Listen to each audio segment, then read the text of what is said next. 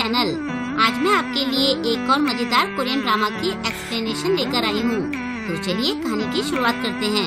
कहानी शुरू होती है जीहे से, जो अपने 3 सीनियर्स के साथ काम कर रही होती है। उसके पहले सीनियर का नाम जूह्यून है। वो काफी अमीर और एक अच्छे कॉलेज से पास आउट है। वो डरावना लगता है क्योंकि दिखने में वो काफी खतरनाक है। उसके दूसरे सीनियर का नाम जिनही है। ये जूह्यून के साथ कॉलेज में था और ये तो जूह्यून से भी ज्यादा डरावना और खतरनाक है। उसके तीसरे सीनियर का नाम युनवू है। ये हमेशा हंसता और मुस्कुराता रहता है। जीहे को कभी पता नहीं चलता कि युनवू क्या सोच रहा है, इसलिए उससे उसे डर लगता है। जीहे ने अभी कुछ दिनों पहले ही इस ऑफिस में ज्वाइन किया है, लेकिन उसके तीनों सीनियर्स हर तरह से उसकी हेल्प करते रहते हैं। सामने एचआर डिपार्टमेंट के 2 मेंबर्स बैठे होते हैं, जिनके नाम यंगमिन और चोइजे है। यंगमिन चोइजे से पूछती है कि क्या तुमने जीहे के बारे में र्यूमर सुने हैं? वो कहता है कि मैंने इस बारे में सुना तो है। यंगमिन कहती है कि वो हमेशा अपनी टीम के मेल मेंबर से घिरी रहती है।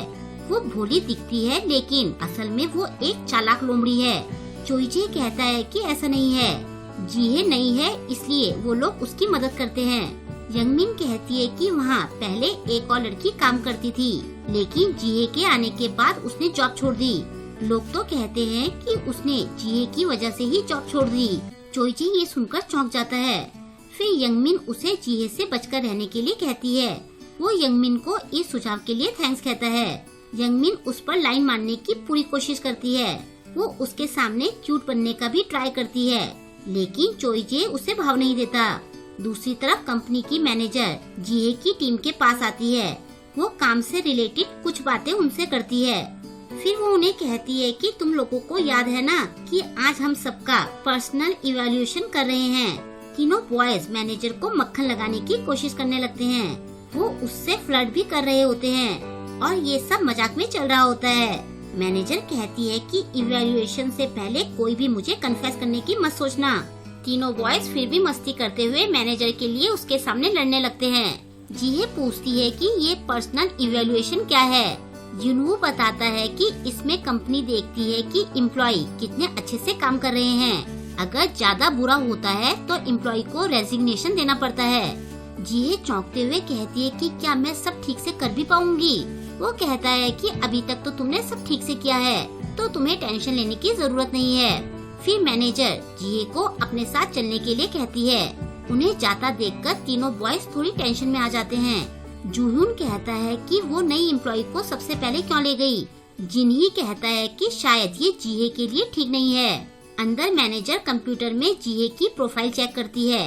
वो उससे कहती है कि मुझे समझ नहीं आ रहा है कि मैं कहाँ से शुरू करूँ। आजकल कंपनी में तुम्हारे बारे में र्यूमर्स फैल रहे हैं, क्या अभी तक तुमने उन्हें नहीं सुना है? जीहे पूछती है कि मेरे बारे में क्या रूमर्स फैल रहे हैं। मैनेजर उसे बताती है कि सब कह रहे हैं कि तुम मेल एम्प्लॉय को सिड्यूस करती हो। जीहे कहती है कि मैंने ऐसा कभी नहीं किया। मैनेजर कहती है कि मैं ये सब अच्छे से जानती हूँ, तुम इस तरह की लड़की नहीं हो। यहाँ लोग अच्छे बनने का बस दिखावा करते हैं। तुम्हारे सामने वो तुमसे हंस हंस कर बात करते हैं, लेकिन अंदर से वो तुमसे जेलस होते हैं। जीहे कहती है कि मैं अपने सीनियर्स और बाकी सबको समझाऊंगी कि मैं ऐसी लड़की नहीं हूँ। मैनेजर कहती है कि तुम्हारा ऐसे करने से हालात सुधरने की जगह और बिगड़ जाएंगे।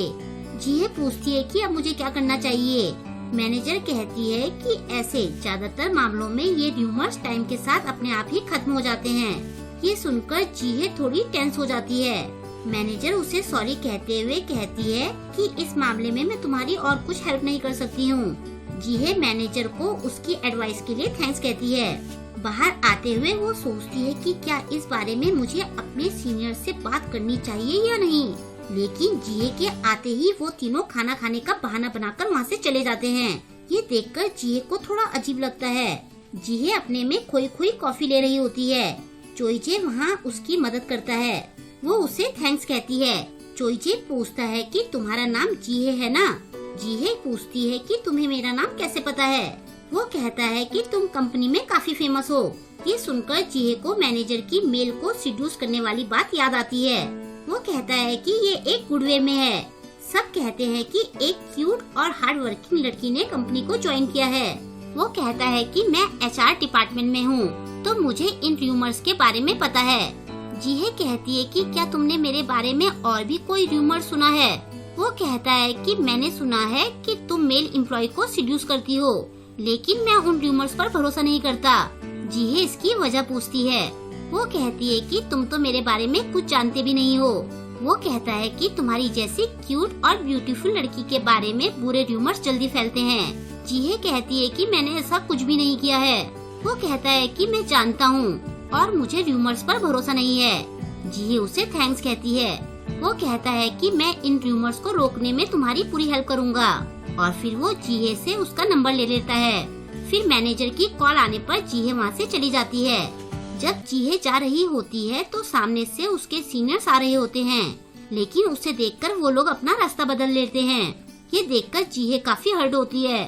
जब जीहे मीटिंग रूम में जाती है तो वो लोग वहाँ से भी चले जाते हैं, और तो और जब वो पानी लेने के लिए जाती है तो वो लोग उसे इग्नोर करके वहाँ से भी चले जाते हैं। वो लोग पूरी तरह से उसे इग्नोर कर रहे होते हैं। जीहे ये बात जाकर चोइजे को बताती है कि र्यूमर सुनकर उसके सीनियर्स उसे इग्नोर कर रहे हैं। वो कहता है कि कंपनी में सब अपनी रेप्यूटेशन को अच्छा रखना चाहते हैं, लेकिन वो लोग इतने सेल्फिश कैसे हो सकते हैं। जीहे कहती है कि वो लोग बुरे लोग नहीं हैं, वो भी मेरी हेल्प नहीं कर सकते हैं। चोइजे कहता है कि अगर उनकी जगह मैं होता तो मैं इस तरह से रिएक्ट नहीं करता, बल्कि मैं तो अपनी जूनियर की प्रॉब्लम सॉल्व करने की पूरी कोशिश करता। वो सच में बहुत सेल्फिश हैं। इसके बाद वो कहता है कि अब से तुम मुझ पर भरोसा करना, मैं एंड तक तुम्हारी हेल्प करूँगा। जीहे इसका रीजन पूछती है। वो कहता है कि मुझे जिस पर पूरा भरोसा होता है मैं उसका साथ कभी नहीं छोड़ता हूँ। र्यूमर्स और रेपुटेशन बात की बात है। जीहे कहती है लेकिन तुम तो मुझे ज्यादा टाइम से जानते भी नहीं हो। वो कहता है कि मैं तुम्हें बहुत पहले से जानता हूँ। ये सुनकर जीहे चौंक कर उसे देखती है। वो कहता है कि जब तुम कंपनी में फर्स्ट टाइम आई थी मैं तब से तुम्हें देख रहा हूँ। मुझे डर था कि कहीं तुम्हारे बारे में कोई गलत अफवाह न फैले, और जब ये हुआ तो मेरा दिल टूट गया। ये सुनकर जीहे को बहुत अच्छा लगता है। वो कहती है कि तुम एक अच्छे लड़के हो, अगर तुम्हें कभी भी मेरी हेल्प की जरूरत हो तो मुझे जरूर बताना। फिर वो जीहे से शाम को मिलने के लिए कहता है। नेक्स्ट सीन में हम चोइजे को वॉशरूम में अपने फ्रेंड से कॉल पर बात करते हुए देखते हैं। वो कहता है कि मुझे खेलने के लिए एक नया खिलौना मिल गया है। फिर वो ये श्योर करता है कि वॉशरूम में कोई है तो नहीं। आगे वो कहता है कि मैं जीहे की बात कर रहा हूँ, वो एक बेवकूफ लड़की है। और यहाँ पर वो इस शॉकिंग सीक्रेट का खुलासा करता है कि उसने ही जीहे के बारे में सारे र्यूमर्स फैलाए थे। जब उसका फ्रेंड इसकी वजह पूछता है तो वो कहता है कि अकेली पड़ी लड़की को अपने जाल में फंसाकर सीड्यूस करना बहुत आसान होता है। जल्दी ही वो मेरी सारी बातों को बिना कुछ कहे मानेगी।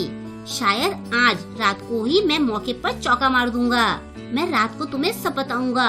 फोन रखने के बाद वो खुद से कहता है कि कहीं उसे ये तो नहीं लगता कि मैं उसे पसंद करता हूँ। छोड़ो, इससे मुझे क्या। और ऐसा कहकर वो बाहर चला जाता है।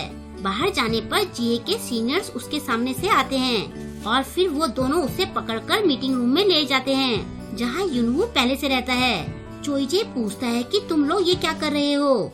वहाँ जीहे भी रहती है। चोइजे को वहाँ देखकर वो चौंक जाती है।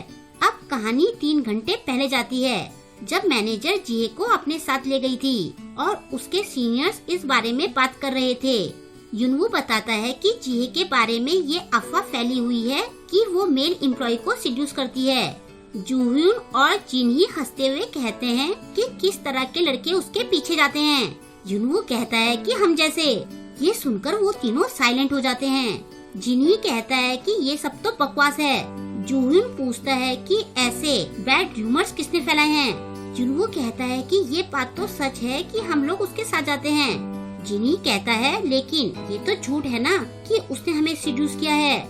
जूह्यून कहता है और जहाँ ज्यादा लोग होंगे वहाँ ये र्यूमर्स ज्यादा फैलेंगे। युनवू कहता है लेकिन ये बात कुछ अजीब है, ये र्यूमर्स कुछ ज्यादा ही जल्दी फैल रहे हैं। जिनही कहता है तो क्या कोई जानबूझकर ये र्यूमर्स फैला रहा है। युनवू हाँ कहता है। जूह्यून कहता है कि फिर हमें र्यूमर्स के सोर्स को खोजना होगा, तभी ये सब खत्म होगा। युनवू कहता है कि हमें ये काम चुपचाप करना होगा और तब तक हमें जीहे से भी दूर रहना होगा। जूह्यून कहता है कि हमारा ऐसे करने से क्या उससे बुरा नहीं लगेगा। जुनवो कहता है कि हमें ये जल्दी सॉल्व करना होगा ताकि वो ज्यादा हर्ट ना हो, और इसी वजह से वो जिहे को इग्नोर करने लगते हैं। जूhyun और जिन्ही को अपनी इन्वेस्टिगेशन से ये पता चल जाता है कि ये सब चोइजे का किया धरा है। उधर जब चोइजे वॉशरूम में अपने फ्रेंड को सब बता रहा होता है तो बाई चांस वहाँ जिन्ही भी रहता है। उसकी बातें सुनकर वो इस तरह से छुप जाता है जिससे कि चोइजे को वो दिख नहीं पाता। जिन्ही उसकी सारी बातें रिकॉर्ड कर लेता है। अब प्रेजेंट में वो ये रिकॉर्डिंग जिहे को सुना देता है, लेकिन फिर भी चोइजे अपनी गलती नहीं मानता है। वो बहाना बनाता है कि मैं तो एक गेम के बारे में अपने फ्रेंड से बातें कर रहा था। जूhyun उसे सारे रूमर्स को क्लियर करने के लिए कहता है। वो कहता है कि अगर तुमने ऐसा नहीं किया तो मैं ये रिकॉर्डिंग कंपनी में सबको शेयर कर दूंगा। चोइजे माफी मांगते हुए कहता है कि मैं एक अनाउंसमेंट लिखकर इसकी माफी मांगूंगा। फिर वो वहाँ से चला जाता है। उसके जाने के बाद जिहे रोते हुए अपने तीनों सीनियर्स को थैंक्स कहती है। वो तीनों उसके पास बैठकर बड़े प्यार से उसे समझाते हुए चुप कराते हैं। तभी उन्हें ध्यान आता है कि उनकी तो मीटिंग का टाइम हो गया है। वो सब वहाँ से जाने लगते हैं। जिहे कहती है कि मीटिंग यही होनी है। वो लोग फिर से वापस आकर उसे चुप कराने लगते हैं और इसके बाद उनकी मीटिंग होती है जो सक्सेसफुल रहती है और यहीं पर इस ड्रामा की हैप्पी एंडिंग हो जाती है। आई होप कि आपको आज का ये ड्रामा पसंद आया होगा। आपको आज का ये ड्रामा कैसा लगा मुझे कमेंट करके जरूर बताएं और वीडियो को लाइक और शेयर करना ना भूलें। अगर अभी तक आपने मेरे चैनल को सब्सक्राइब नहीं किया है तो प्लीज मेरे चैनल को सब्सक्राइब कर लें और लेटेस्ट वीडियोस की नोटिफिकेशन पाने के लिए बेल आइकन को प्रेस करना ना भूलें। मिलते हैं जल्द ही नेक्स्ट ड्रामा के साथ। Thank you.